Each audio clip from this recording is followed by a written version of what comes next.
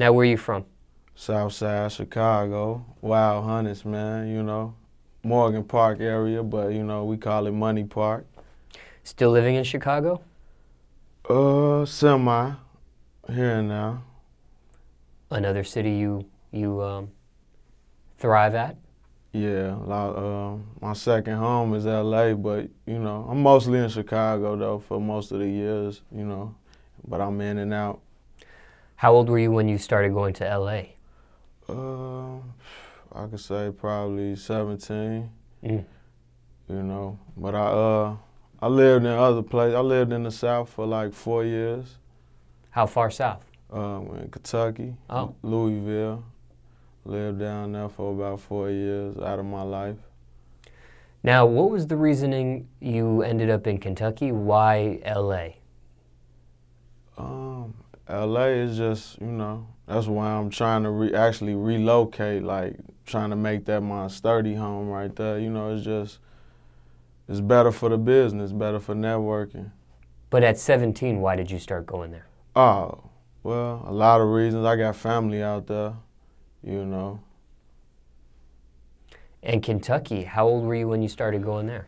Man, I think my mama moved us down there when I was about probably 12, so about 12 to about 16, and I came back to Chicago.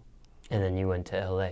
Right, went to LA. I mean, like I said, I'm still in Chicago, like I said, most of my life, born and raised there. I just say LA my second home, and that's why I'm trying to relocate, you know what I mean? Mm. What was the reason for Kentucky? Family, you know, my mama, you know. Now, paint the picture for us. What was it like for you growing up in Chicago? What was it like for you living in Kentucky for the time that you did? Describe that. Man, how was it for you? Man, it's interesting, man. It was definitely very different. It was a transition I had to get used to. Like, Chicago, it's a segregated city, you know. So, I mean, I went to an all-black school, all-black neighborhood. I mean, that's all I knew. Then when I moved to Kentucky, you know, it was a lot of ethnicities, you know, a lot of white people, and it was different, man. It was definitely different. Was that easy or hard to adjust to, the different type of people you encountered in Kentucky compared to the people you encountered in Chicago? Yeah, I would say it was hard. You know, it was hard because it was different. I didn't know how to talk to, you know, or relate to them or things like that. And then, you know, racism. I never really dealt with that because I'm in an all-black school. You know what I'm saying? All black people. That's all I know. So I go down here and, you know, I'm hearing white people say the N-word. I got into some fights and took up for some people and, you know, all type of things. So it was rough, man. You know, definitely a transition. What was your roughest moment growing up for you? Out of all the rough moments you may have had, what was the roughest for you? And these facial expressions you're making, it sounds like you've got several to choose from. It's a lot. Yeah, I mean, life been hard. It's still hard, you know. What can you share with us? I don't know, maybe a couple years ago, losing my auntie. That was probably, you know what I mean? But, I mean, I don't know, because it was a lot. I mean, but I would probably say that's like, you know, or, I don't know. I mean, you get used to deaths, you know what I mean? So it's like, it's hard to pinpoint when it's a lot of things, you know? When it comes to Chicago, so many stories of gang activity, so many stories of violence. I mean, there's also people that live in Chicago that don't have to experience that as well. But with, you know, these violent imagery and gang activity descriptions that we've heard about in the news or in the media, did you have encounters with that as well growing up? Oh, most definitely, most definitely. I mean, that's just a part of Chicago, you know, like, it's just in our backyards. I mean, if you in the hood, you know, in the poverty areas, you know what I mean? That's family members, you know, you see it growing up and it's in your household. It's like I said, it's in your backyard. It's there. So, yeah, I definitely did. Now, seeing it and being around it's one thing. Right. Being involved in it is another. Right. Did you get immersed into gang activity or gang culture, or were you able to brush that off? It was like dibble and dabble, you know. I mean, I definitely represent. You know, I definitely dibbled and dabbled. Definitely got dirty, got my hands dirty. But you know, it's something that you just, you know, when you gain wisdom, you knew better, you'll do better. You know, so I mean, it's about growth, man. You know, so. Yeah, I think everybody from Chicago, like I said, if you're from the hood, man, you probably done dibbled and dabbled in it. For one living in the hood, for one living in the description you painted, can one survive Chicago without having to join a gang or being involved in gang activity? Is that possible or no? Oh, yeah, most definitely, because if you look at, like, Chance the Rapper and, you know what I mean, things like that, but at the same time, I'm pretty sure he's affiliated or he knows somebody who's in it. So, I mean, yeah, it's definitely possible, though. It's just you got to move different. You have to separate yourself. You have to leave your environment. You have to leave those areas and go to where that's not, going on at. Mm. Now, growing up, you had a rough upbringing. What was as you know, even though you painted a grim picture, what was maybe the most positive thing that came out of this upbringing? As dark as it could have gotten, what was the brightest light? Man, that's deep. That's a good question. You talked about death. Right. We just discussed, gang activity and that sort of thing. But I mean, I would say, like, I mean, it's love. It's a lot of love in the hood, man. It's a lot of, I mean, my city. I mean, it's a great city outside of the, the crime and things like that. But just wanting to do better, man. Want to get your family out of there and, get them to see bigger things, because it's like, I don't know, man, it's like a dark cloud over Chicago. It's a lot of people and they stuck in the night. It's some people that never been downtown Chicago. So, I mean, it's crazy, man. I mean, I would say my dreams, just having a vision, man. That was the bright things. Some people, they don't have an opportunity to get out of Chicago. They're stuck there. Yeah. Whether it's because of financial reasons or other reasons, they don't have the opportunity to leave. You did have an opportunity to leave when you guys moved to Kentucky at one point. Right. Did you feel like this was your way out of that type of lifestyle of Chicago? Like, this is my ticket out. Yeah, most definitely. Most definitely. It helped me broaden my vision, get to see the world more. Like I said, outside of Chicago, got to see it's more to life. It's different ways of living in it, and that was the purpose my mother moved us, was to get us out of there. And so, we wouldn't have to see that. Why end up going back? Because I know after 4 years you spent in Kentucky, but you did come back for a year before you started traveling to, like, L.A. Right. Why did you go back? Yeah, family things. That's my home. I'm rooted there. So, I mean, like I said, got kicked out of school. You know what I'm saying? And my mother, she was actually finna move. They ended up moving to Nashville around that time. And I just didn't want to start over no more. Like, I got tired of, you know what I mean? You know everybody here, then you move here, starting over, then you got to meet everybody, meet new people, things like that. So I just went back to where I was familiar with, back home. Even though Even though it's it was bad, a grim picture. right? Even though, see, it's like it's dark, but it's like you just gotta know how to move, you know. And like in my hood, it's like I know everybody. My family know everybody, so we all family.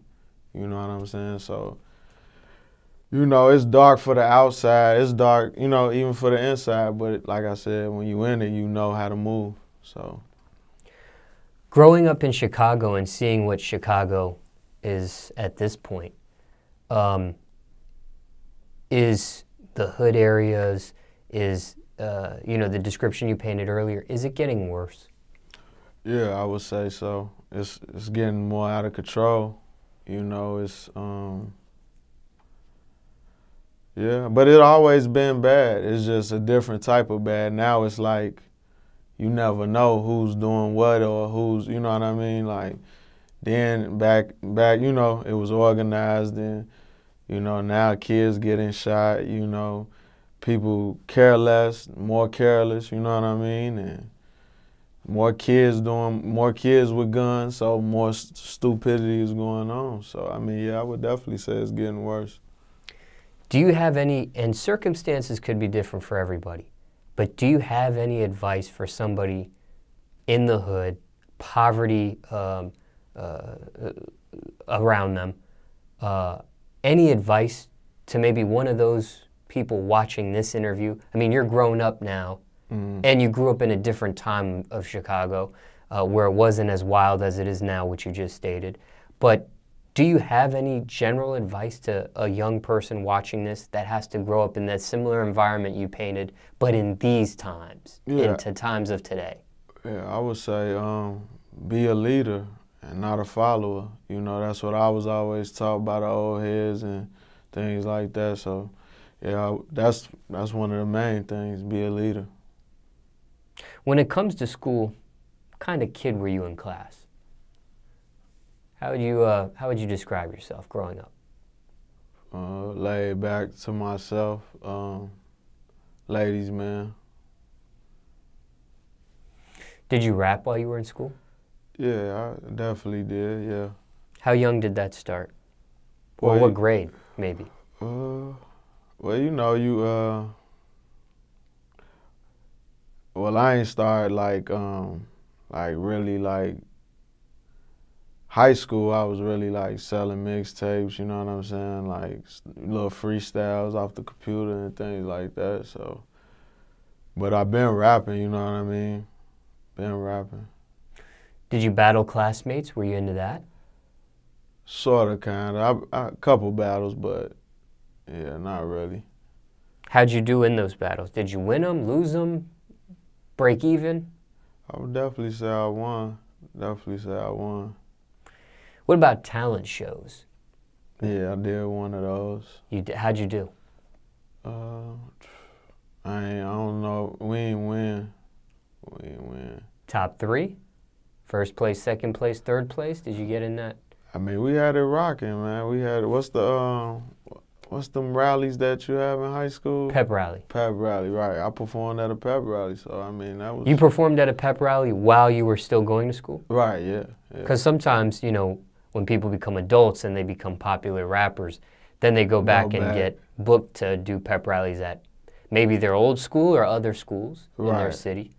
But you actually performed while you were still going to school. You were still enrolled. Yes, sir. What was that like? Man, that was nice, man. That was an experience, man. I still remember it. Even though I ain't finished school, but I still remember it. You had a song that was popular back then that they had you perform, or they just wanted you to perform? Yeah, they just wanted me to perform. It was a group thing, like 3 of us.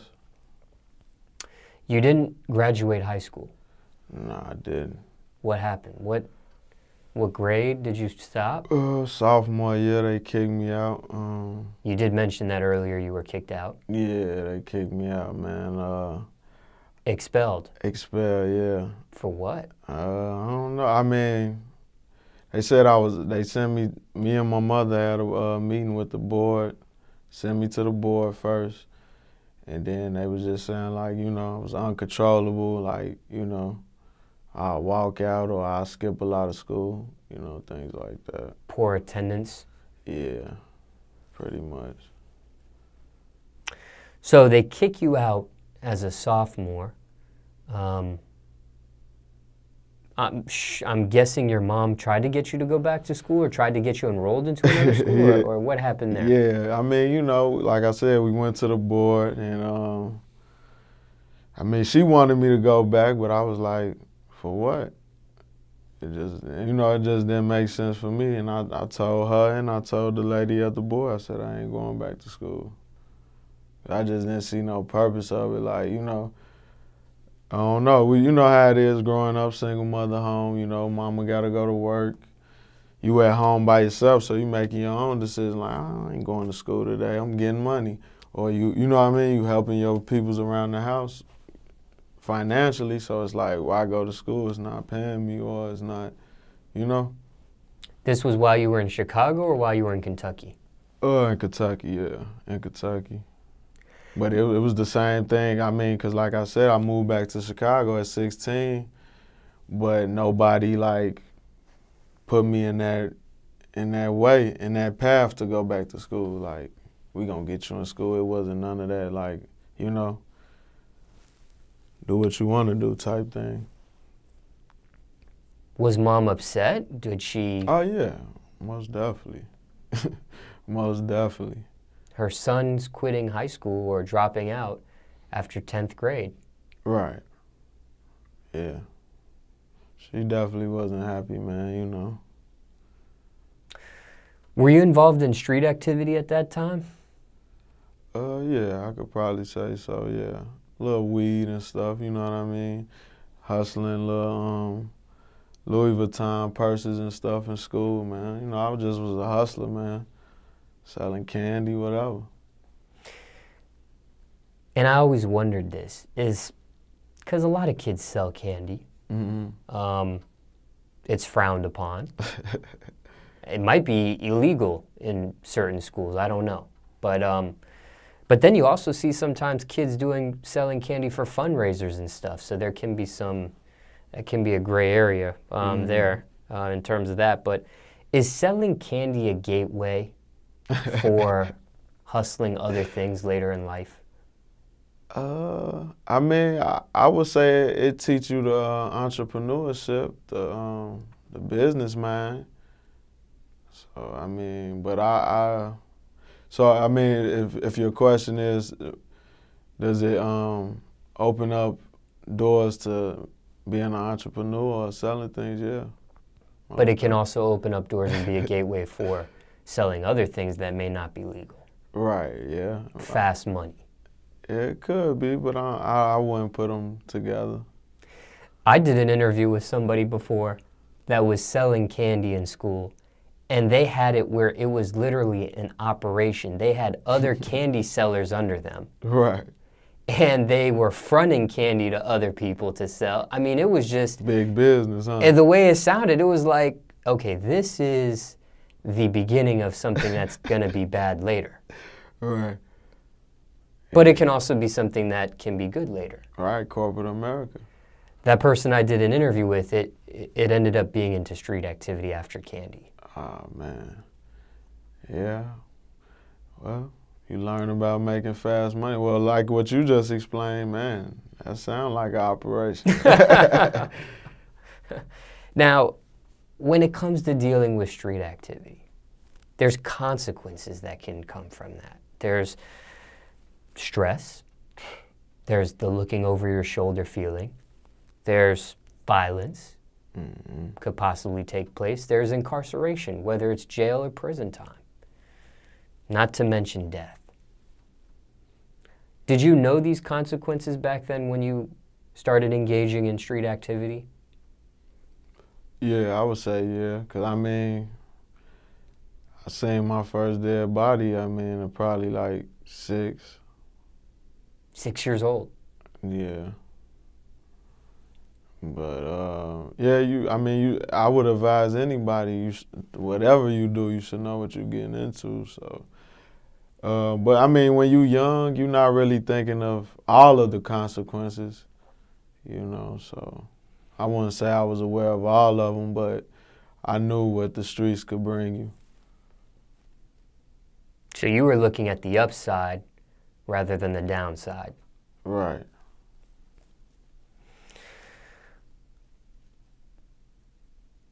Was it unavoidable? You could have made a decision not to go that route. Exactly, yeah. Some people are raised in it, and it's kind of, they don't have a choice, but you did have a choice. I mean, I'm not going to say that. I mean, because, I mean, I come from a family of that. That's where I come from. I mean, like, it's like some people grow up mother and father, they doctors. You know what I mean? Things like that. Some people grow up, their parents are hustlers or gangsters, you know what I mean? So, yeah, I grew up around it, so, you know, people weren't too surprised when I got into it. Mm. But you could have made another decision. Oh, yeah. Life is what you make it, most definitely. Most definitely. Because like I said, you know, it's people that grow up with, you know, crackhead mothers, and you know what I mean? Most of the time, they don't become crackheads. So, you know, it's definitely about choices. Any regrets dealing with the street activity side of things? I mean, I try to live life with no regrets, you know, so that's a hard question. I mean, but, nah, no regrets, man, but, I mean, you know, you wish that certain things would never happen, but is that a regret? Yeah.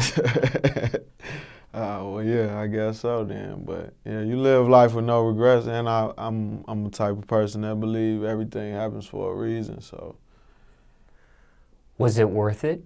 Was the risk worth the reward, or what you got out of it?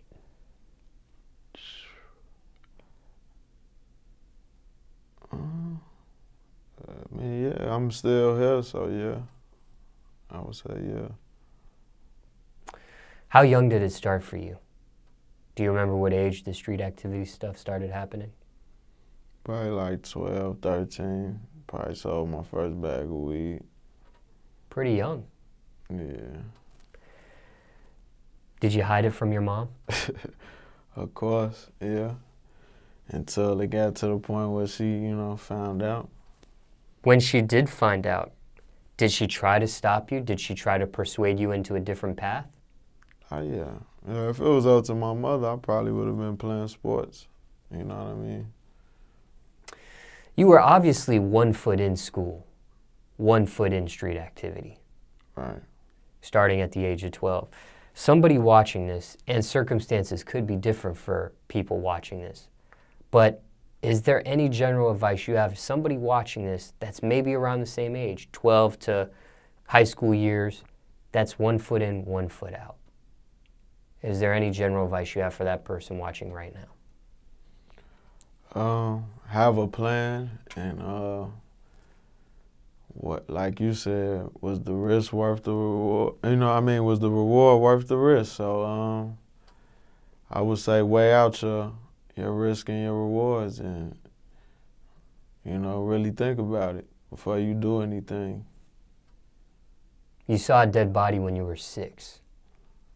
Yeah. Do you remember that? Yeah, cause I got my ass beat for it. So yeah, I definitely remember it. You know, it was, you know, yeah, I definitely do. What did that look like?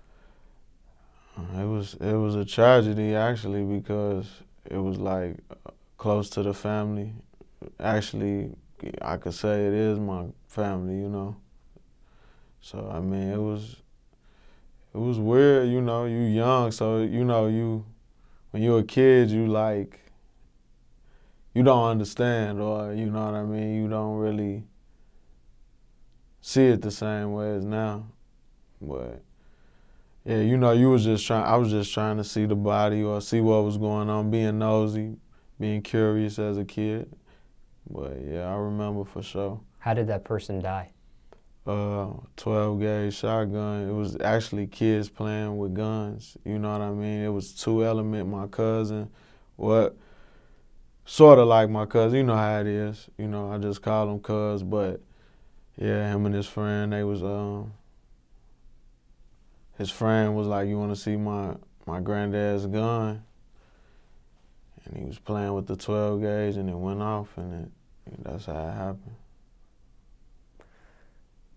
Scary? Was that a scary image? Is that a scary thing to see? Oh yeah, most definitely. Most definitely. It's still in the head, still in the vision. What about the smell? Nah, it really didn't smell because it was like, I didn't get that close to it, and it was like when it first happened, I've never seen a dead body.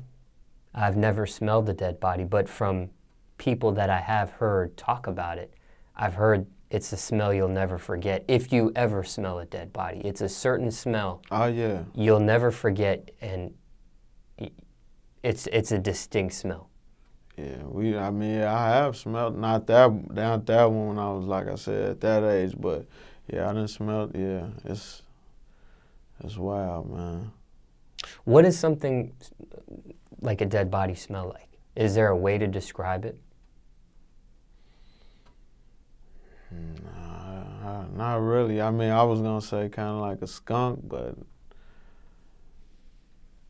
I think people can imagine, what a skunk smells like, right? And can probably, it's a sour odor. Sour odor.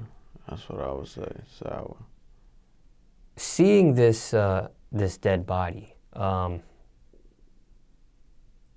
have you ever seen like a dead body in a movie prior to this, or was this the first time you've ever seen something dead? Nah, you seen Scary Man, I seen Chucky and all of that when I was little. So, how similar or different is seeing a dead body in real life compared to maybe a movie, maybe a video game? Is it as realistic? Is it the same thing, or is there a difference? It's definitely a difference, but like I said, I don't know. It's that's a good question, man. You know what I'm saying? Because I'm trying to remember, because like I said, my auntie just passed like 3 years ago in the same house that I was in. So, I don't know. It's like I'm numb. It's like I don't know how to explain it. Now, thinking about your high school years, and you did drop out, reflecting back on that choice, do you regret that decision? Do you wish you would have stayed and finished it? Is it one of those it is what it is situations? Have you tried to go back and get a GED? I actually did get my GED, but I wasn't, I definitely don't regret it. Because I don't know, I think school is like, it's a hustle, man. I don't really agree with the schooling system. Now, can you explain why it is a hustle and why you don't agree? Well, just doing the study, like I said, I don't know. I watched a documentary from the public school system to the prison. I forgot what's the exact name of it though. But I just believe it's like control. It's just control. I think, man. It's just, and I think it's a hustle because it's like they only teach you what they want you to know. You know what I'm saying? And it's a lot of useless information.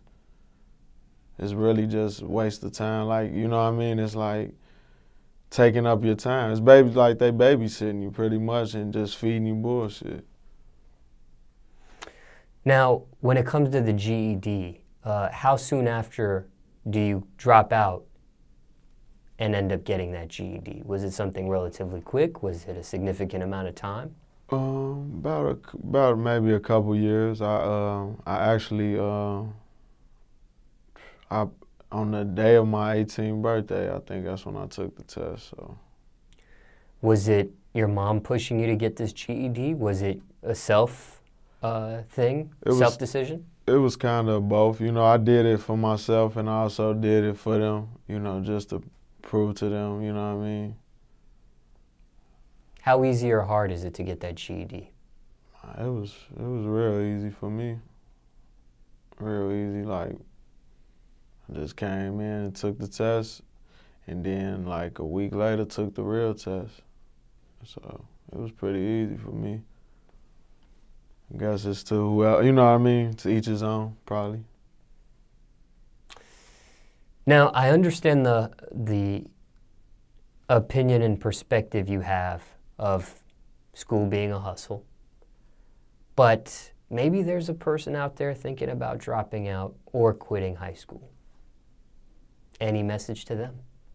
Circumstances, again, could be different for everybody. Right, right. But is there any message you have to somebody thinking about giving up, thinking about, I don't need this anymore, thinking about who cares, who, you know, maybe other people that feel the same way, man, this is a hustle, I don't want to be a part of it. Right. Well, I mean, you know, the best advice I would say is follow your soul, man. You know, let that be your GPS. You know, it's school is not all bad. I'm not gonna say that, you know, because it's good for like certain things that you want to do. You know, doctor. If you want to be a doctor, you got to go to school. Things like that. So I would say just have a plan and, you know, never give up. If school is for you, go to school. If you have a plan and you want to do something that you know you already got in your mind, follow your mind.